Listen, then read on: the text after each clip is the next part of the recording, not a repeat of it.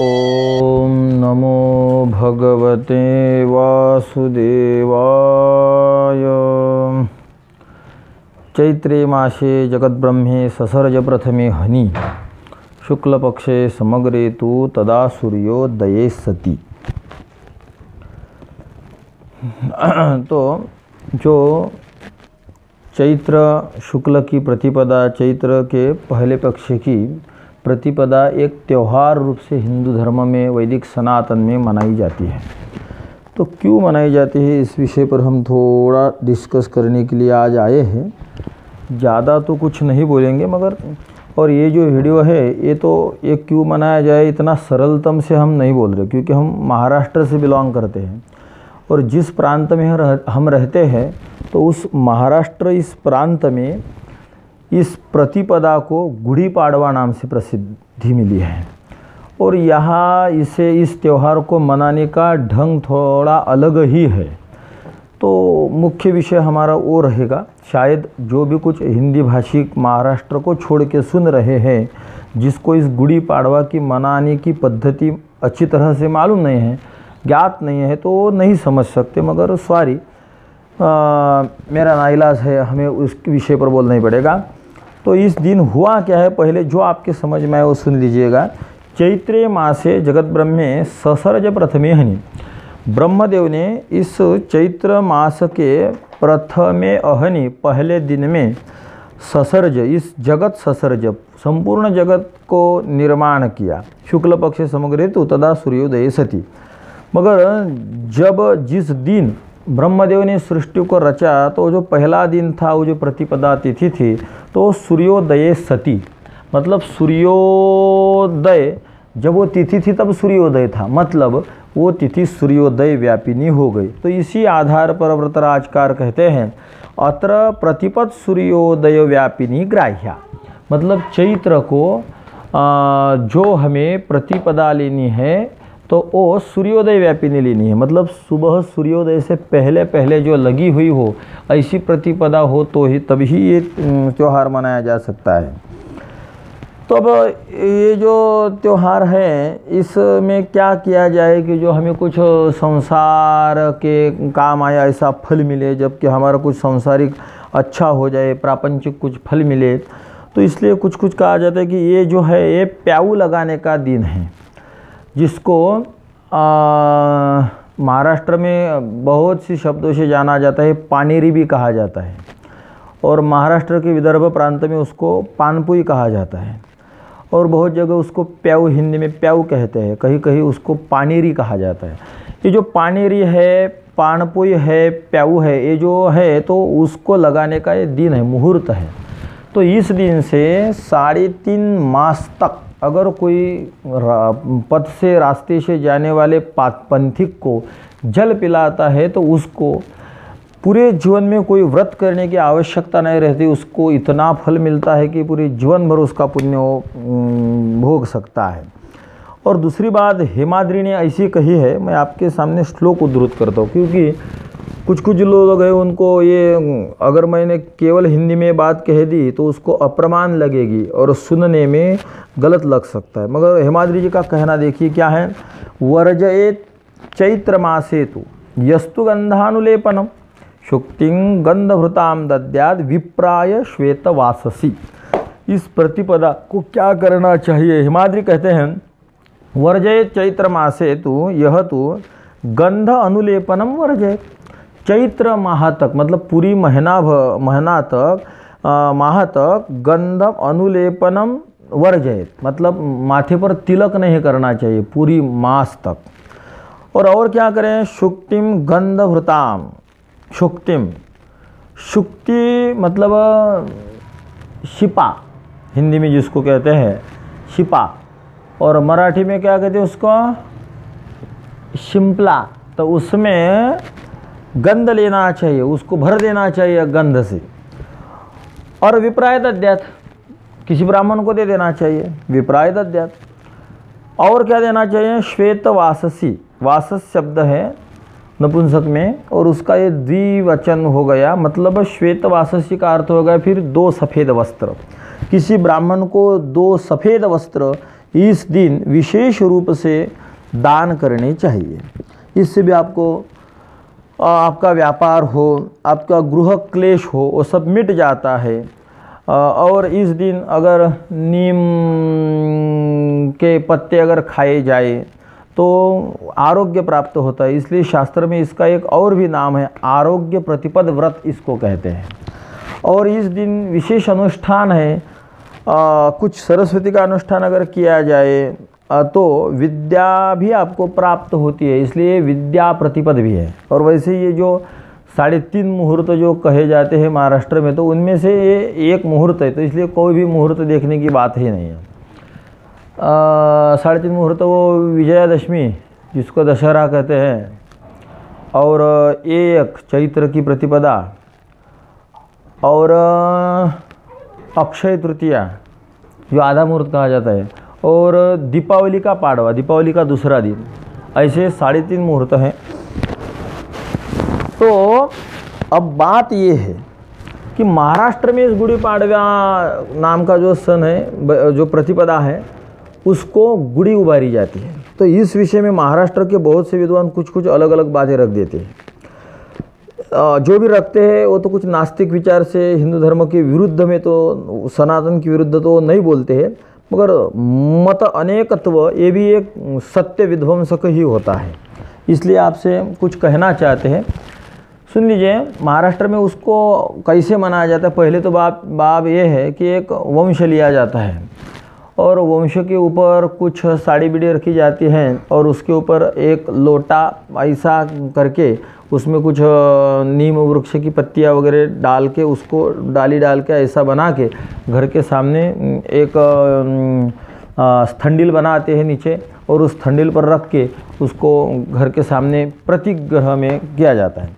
अब तक तो करते थे, मगर जो भी हमारे कुछ संभाजी ब्रिगेड के हिंदू बांधव है, मराठा सेवा संघ के हिंदू बांधव है, तो उन्होंने उसका ऐसा प्रचार आरंभ कर दिया है कि ये जो है वो संभाजी महाराज का इस दिन औरंगजेब ने खून किया था, और शीर वगैरह सब फेंक के वो आलंदी के पास फेंक दिए थे, और गुड़ी उनका जो शीर है वो एक वंश के ऊपर ऐसा लटका के ऐसा घुमाया था। तो उसी दिन से ब्राह्मण लोग ने हिंदू द्वेष से, मतलब मराठा द्वेष, हिंदू देश मतलब कि ब्राह्मण तो हिंदू है, मराठा द्वेष से वैसी ही गुड़ी की परंपरा चलाई दी गई है, ऐसे कोई संभाजी ब्रिगेड के बांधव कहते हैं।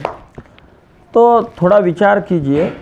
पहले तो मैं थोड़ा युक्तिवादी और उनको सत्य मान के बोलता हूँ, और बाद में उनके जो संस्थापक है माननीय पुरुषोत्तम जी खेड़ेकर, उनकी एक वीडियो मैं आपको अब तो दिखा नहीं सकता, मगर हमारे महाराज जी जब एडिटिंग करेंगे तो डिस्क्रिप्शन में उस वीडियो की लिंक डाल देंगे। मैं आपको वो आप जाके देख लीजिएगा उसमें क्या है, मगर पहले ये सुन लीजिएगा। बात तो ऐसे है, वो कहते हैं कि वो वहाँ से शुरू हुआ है। बात ऐसे, औरंगजेब जो था वो हिंदू विध्वंसक था, सनातन विरोधी था, तो वो कुछ करे ऐसी बात नहीं है। जो आपका था उसके ऊपर वो करता था। मतलब आपका पाड़वा आया है, आपका त्यौहार आया है, और आप इस त्यौहार को इस तरह से गुड़ी उबारते हैं, तो उस गुड़ी की प्रतिकृति उसने संभाजी महाराज के ऊपर कर दी। मतलब कि हम और चिढ़े, हमें चिढ़ आने के लिए उसने हमारी त्यौहार की प्रतिकृति की है, ना कि उसने किया इसलिए इन्होंने किया। ऐसा एक हो सकता है। मैं इतिहासकार नहीं हूँ, मगर मैं जो बोल रहा हूँ, जिन्होंने ऐसा विपरीत रूप से इतिहास रख दिया है जनता के सामने कि पूछो मत।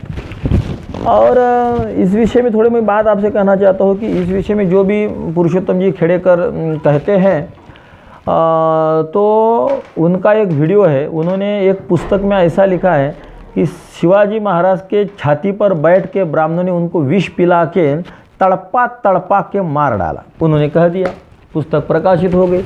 एक शिव प्रेमी था, उस शिव प्रेमी ने उनको भ्रमण ध्वनि लगा दिया, फ़ोन लगा दिया, मोबाइल लगा दिया, कहने लगे कि आपने ऐसा क्यों कहा, इतिहासकार कह के आपको कहा जाता है और आपने ऐसा क्यों कहा, संदर्भ क्या है। तो पुरुषोत्तम जी खेड़ेकर ने साफ साफ कह दिया कि इसके लिए कुछ भी संदर्भ नहीं है। तो आपने ऐसा क्यों कह दिया, ये मेरा मत है, मुझे ऐसा लगता है, स्पष्ट रूप से। वो डिस्क्रिप्शन में हम लिंक दे देंगे आपको, सुन लीजिएगा आप। तो उन्होंने कहा कि आप ऐसा तो नहीं कह सकते। वो बोलेगा क्यों नहीं कह सकते, अगर आपका बोलना मुझे पसंद नहीं आया तो कोर्ट में केस डाल दीजिए, वहाँ हम देख लेंगे, जज के सामने जो हमें बोलना है वो बोल देंगे हम, तो ऐसा हमारा मत है। वो ऐसे कहने लगे। और सत्य बात तो उन्हीं के मुख से सिद्ध हो रही है कि ये मैं विदाउट संदर्भ बोल रहा हूँ, कहीं कोई इसका संदर्भ नहीं है। तो पुरुषोत्तम जी खेड़ेकर एक गलत इतिहासकार है, उस वीडियो से सिद्ध हो जाता है। तो जब वो गलत लिख सकते हैं तो गुड़ी उभारना इत्यादि जो है प्रतिपदा के दिन वो भी गलत है। ऐसा गलत कहने के लिए उनको क्या दिक्कत है, वो गलत प्रचार कर सकते हैं। अब रही बात, हमारे ही कुछ वारकरी संप्रदाय के महाराज लोग कहते हैं कि गुड़ी का मतलब होता है ध्वजा, गुड़ी का मतलब होता है ध्वजा। तो कुछ जो परंपरावादी वो कहते हैं कि नहीं, ध्वजा नहीं, गुड़ी मतलब वही जो लोटे को ऐसा पालथा कर करके वो वंश के ऊपर रखाई हुई जो एक अलग ढंग से ध्वजा बनाई जाती है उस दिन, वही है। तो वो इसके लिए कहते हैं अगर ये प्रतिपदा ऐसी है कि इसकी ऐसी इसी तरह से गुड़ी उभारनी चाहिए, तो महाराष्ट्र को छोड़ के अन्य प्रांत में ये क्यों नहीं है। तो ये तो कोई बात नहीं हुई। बहुत सी बातें हैं जो प्रांत प्रांत में चलती है, मगर साइंस से सिद्ध की जाती है साइंस के हिसाब से सिद्ध। जैसे कि मैं आपको कहता हूँ, अब 27 अप्रैल को एक त्यौहार आ रहा है जो महाराष्ट्र में बिल्कुल भी नहीं मनाया जाता, बिल्कुल भी नहीं। हम तो नहीं मनाते, और हमारे गांव में भी हमने कुछ बुजुर्गों को पूछा है कि इस दिन आप कुछ करते हैं। चैत्र कृष्ण प्रतिपदा है अमांत मास के हिसाब से, और पूर्णिमांत मास के हिसाब से वैशाख कृष्ण अष्टमी जो है, तो एक सन है, त्यौहार है, उसका नाम है बासोड़ा। तो उस दिन को क्या किया जाता है, जैसे कि अब 27 अप्रैल को आ रहा है, तो 26 अप्रैल को सब स्वयंपाक बनाना चाहिए, पाक करना चाहिए, और 27 अप्रैल को यावत दिन पूरे दिन तक वो जो बासी है वही खानी चाहिए। इससे आरोग्य प्राप्त होता है। और एक बार मैं पूजनीय प्रातस्मरणीय राजीव जी दीक्षित जी के मुख से भी सुना था कि 27 अप्रैल मतलब उस बासोड़ा के दिन वैशाख कृष्ण अष्टमी को ग्रहों की रचना ऐसी बन जाती है कि उस दिन जो भी खाया जाए वो पचता नहीं है, ताज़ा बनाया। बासा खाया जाए तो ही पचता है, नहीं तो पचता नहीं है। तो बात तो ये विज्ञान ने सिद्ध कर दी है, साइंस ने सिद्ध कर दी है। मगर ये त्यौहार महाराष्ट्र में नहीं मनाया जाता, उत्तर में मनाया जाता है। तो इसका मतलब ये अंधश्रद्धा है? नहीं है। कुछ कुछ त्यौहार प्रांत के हिसाब से भी चले जाते हैं। तो ये तो महोत्सव, ये तो त्यौहार पूरे भारत में मनाया जाता है। फिर भी रही गुड़ी की बात, तो उसमें कुछ विज्ञान है, कुछ विज्ञान की बातें हैं। तो इस विषय पर जो भी भारतीय व्रत उत्सव त्यौहार आदि है, इसमें क्या विज्ञान है, इस विषय में पीएचडी किए हुए एक बंधुराज है, G24 से उनकी इंटरव्यू भी ली गई थी। तो निर्गुणकर महोदय डॉक्टर निर्गुणकर ने उनकी इंटरव्यू ली थी।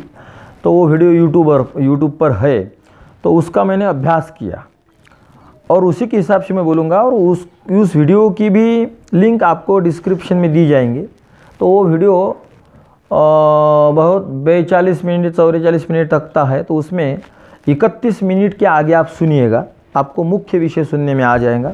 वो बात ऐसे है, वो कहते हैं जो भी सृष्टि की रचना है, तो इस हिसाब से वो बात कहते हैं कि जो अगर भिन्न भिन्न धातु ये लिए जाए और उसमें ऐसा पोटेंशियल डिफरेंस तैयार किया जाए, ऊपर मान लीजिए तांबे का तांबा है और एक मृत्ति का तांबा है, नीचे लोटा है, ऐसा किया जाए, एक पोटेंशियल डिफरेंस में तैयार जाए, तो इसमें एक पॉजिटिव एनर्जी निर्माण होती है और पूरे प्रदेश प्रांत में वहाँ के जहाँ तक उसकी रेंज हो फैल कर सब सात्विकता बढ़ा देती है। ये विज्ञान की बात है। तो सृष्टि के हिसाब से अगर कहा जाए तो एक फुल सर्कल बना दीजिएगा आप ऐसा करके, और चैत्र प्रतिपदा उस सर्कल में यहाँ रख दीजिए, साल का पहला दिन है इस हिसाब से। तो बराबर आश्विन प्रतिपदा को 180 दिन या हो जाएंगे, मतलब ये हाफ सर्कल पूरा हो जाएगा पूरे 12 माह का। तो यहाँ जो जिस तांबे का, जिस लोटे का, गड़वे का वापर किया जाता है तो ये ऐसा रखा जाता है। और आश्विन शुद्ध प्रतिपदा को जो हम नवरात्र आरंभ करते हैं तो उसको भी इस तरह से रखा जाता है, जो मृत्तिका का घट होता है।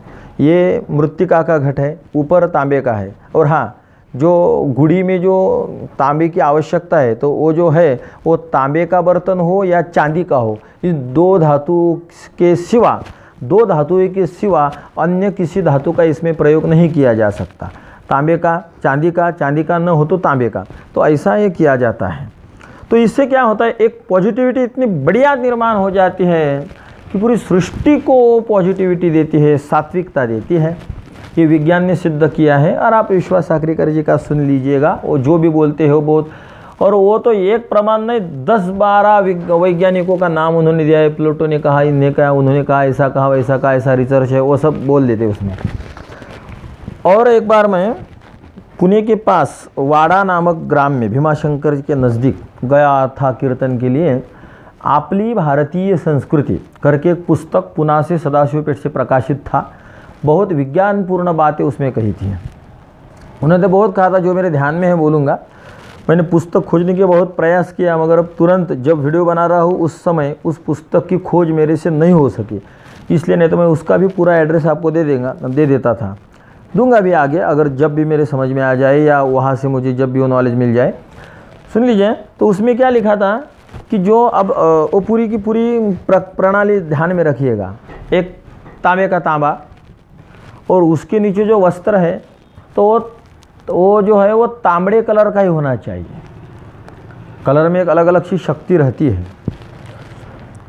कलर की एक प्याथी ही कही है। सूर्य के जो सप्त किरण होते हैं, उस सप्त किरण से कौन से आजार, कौन से रोग व्याधियाँ दूर होते हैं, इसका हिसाब ही शास्त्र में पूरी तरह से लिखा है। वो भी बात करेंगे हम, पहले ये सुन लीजिएगा। तो गुरु, ये जो बृहस्पति, ये जो ग्रह है, इसकी विशेष रूप से जो रेज है, किरण है, तो पृथ्वी पर चैत्र माह के प्रतिपद से आगे एक माह तक विशेष रूप से चलते हैं और फिर नहीं आते हैं। अगर खेती के विज्ञान के बारे में ज्योतिष विज्ञान देखें तो खेती में हल चलाने की जो तिथि है वो चैत्र प्रतिपदा के पीछे ही बहुत है, पहले ही है।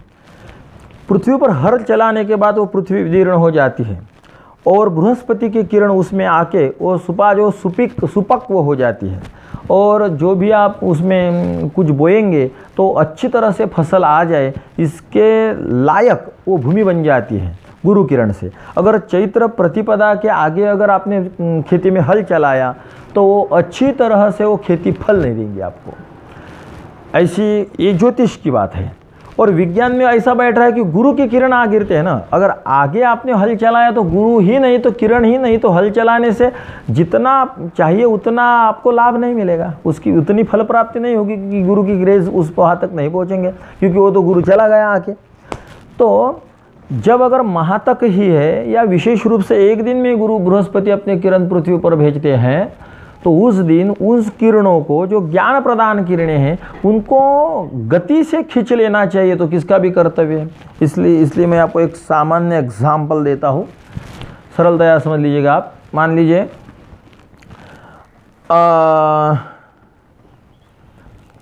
एक ठो गांव में नल का पानी आता है, प्रतिदिन आता है, और एक ठो गांव में मान लीजिए 8वें दिन नल में पानी आता है। तो जिस गांव में प्रतिदिन पानी आता है, तो मान लीजिए जो भी आप दर्शक सुन रहे हो, तो आपके गांव में मान लीजिए प्रतिदिन पानी आता है, तो आप सो रहे हो, पानी आ गया, और आपकी माता जी कहेंगी कि मेरे बालक उठो, जल आया है भर लीजिए, नल आया है, 1 घंटा ही रहेगा, फिर कल ही आएगा। अगर आप कहेंगे नहीं मैं परीक्षा वगैरह ये सब कुछ दे के मैं बहुत ही थक के आया हूँ, यात्रा करके आया हूँ, मैं आज नहीं उठता, तुमसे जितना हो उतना भर लो, हम बाकी का कल देख लेंगे। तो माता जी कहते ठीक है बच्चा, तुम कल भर लेना, हम जितना हमसे हो उतना आज भर लेंगे, बात हो गई।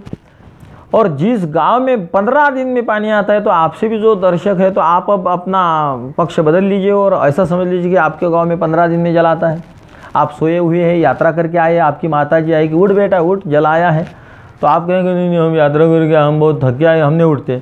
तो माता जी क्या कहेंगे, अच्छा ठीक है, हम 15 दिन के बाद जल भरेंगे। नहीं, आपको माता जी लत्ता प्रहार करके उठाएंगे, चल भर और सो फिर दोपहर को, क्योंकि 15 दिन में आता है। तो पानी भरा जाएगा, मोटर जो है यंत्र आरंभ किया जाएगा, सब बर्तन में पानी भरा जाएगा, इतना इतना कि जिसमें हम चाय पीते उस प्याली में भी जल भरा जाएगा।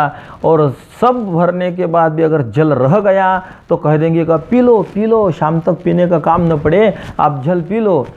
क्यों 15 दिन में आता है, इसलिए उसको अनेक तरीके से अनेक आइडियाज़ लगा के वो पानी में एकत्रित किया जाता है। तो बस आइए सिद्धांत में अब, तो गुरु के किरण अगर विशेष रूप से प्रतिपदा को चैत्र के अगर पृथ्वी पर आ रहे हैं तो उस दिन तो कुछ ना कुछ विशेष करके उस जल को भर लेना चाहिए। तो क्या कर दिए, वो जो तांबा है, चांदी है, तो उसकर अगर गुरु की किरण आ जाएगा तो बढ़ जाते हैं। वो मान लीजिए पानी की एक मोटर मशीन है कि जिसमें पानी आने के बाद वो किरण और हो जाते हैं। और वो तांबा अगर तांबड़े वस्त्र को अगर घिस जाए तो वो और भी ज़्यादा हो जाते हैं। और वो वंश मतलब मराठी में जिसको बाम्बू कहते हैं, तो उसको अगर ये घिस जाए तो और भी किरण ज़्यादा हो जाते हैं। तांबड़ा वस्त्र और वंश, उसके द्वारा ये गुरु किरण, बृहस्पति किरण का वहन होके वो अपने घर में प्रविष्ट हो जाते हैं और साल भर में जितने चाहे उसके ज्ञान की किरणों को लिया जाता है। तो तांबड़ा कलर हो तब भी गुरु के किरण प्रवाहित होते, अन्यथा वो प्रवाहित नहीं होते। इसलिए वो ध्यान रखिए कि वैसे रखना चाहिए। आपली भारतीय संस्कृति नामक पुस्तक में लिखा है। तो ये महाराष्ट्र में ही क्यों है, तो ऐसा अगर प्रश्न आपको पूछना है, सवाल करना है, तो ये तो कोई ज़मीन है। क्योंकि ऐसे बहुत से प्रांत में अलग अलग त्यौहार है कि जो उसी प्रांत के हैं और वो विज्ञान के द्वारा भी, साइंस के द्वारा भी सिद्ध किए जाते हैं। तो तब वहाँ तो आप कौन से सवाल के जवाब देते रहेंगे। तो ये महाराष्ट्र की परंपरा है, मगर साइंस के पर आधारित परंपरा है। इस हिसाब से ये सब करना चाहिए।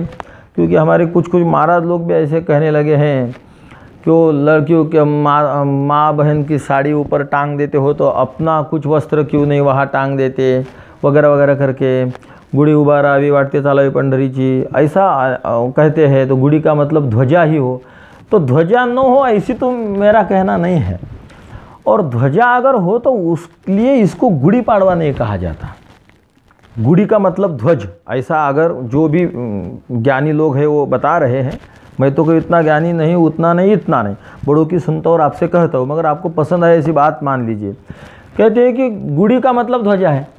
गुड़ी का मतलब अगर ध्वज है, भगवा ध्वज है, पाटल ध्वज है, संस्कृत में उसको पाटल कहते हो, जो पाटल ध्वज है, भगवा ध्वज है, तो हमारे भारतीय संस्कृति के हिसाब से तो कौन सा भी त्यौहार हो, ध्वजा तो घर पर लगानी चाहिए।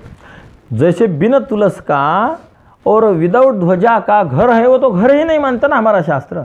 तो ध्वजा के लिए प्रतिपद ही विशेष है, फिर दूसरे दिन उस ध्वजा को उतार दिया जाए क्या? नहीं ना।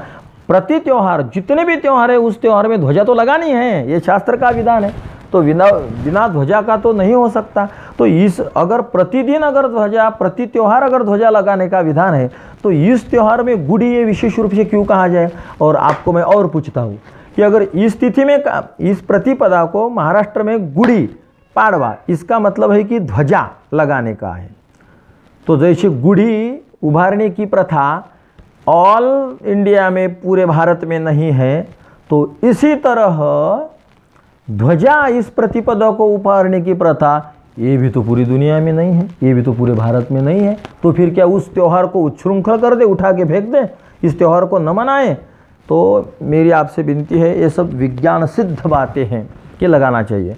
और हमारे संस्कृति में भगवा कलर ही विशेष रूप से क्यों माना जाता है? वैसे सब कलर में एक अलग अलग सी बात है, अलग अलग रोगों को निवृत्त करते हैं, मगर भगवा जो कलर है, तो इस कलर में ऐसी बात है कि ये विवेक देता है, बुद्धि देता है, विचार देता है। जहाँ भी आप भी अगर भगवे वस्त्र प्रदान करेंगे तो आपको विवेक, विचार आ जाएंगे, अच्छी बातें आप करने लगेंगे, पॉजिटिविटी बढ़ती है। ये आज विज्ञान का शोध है।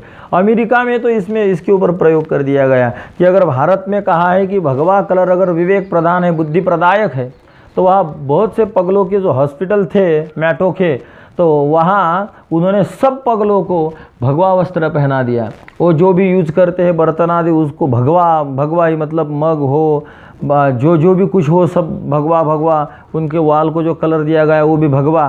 तो उनके जो दौरे उनको गिरते थे पगलाने के तो कम हो गए, ये कलर पे आती है मान लीजिए। तो इस हिसाब से ध्वजा तो प्रति घर पर होनी चाहिए, हिंदू का वो प्रतीक है, वैदिक सनातन का प्रतीक है, इसलिए विशेष रूप से वो गुड़ी पाड़वा को ही रखनी चाहिए, ऐसी तो कोई बात नहीं है। ये मेरा विचार है। और जो 2 वीडियो मैंने आपको विशेष रूप से कथित किए हैं तो उन 2 वीडियो की लिंक जो है वो डिस्क्रिप्शन में याद रख के देख लीजिएगा। सब वैदिक सनातनियों को मेरा नमस्ते।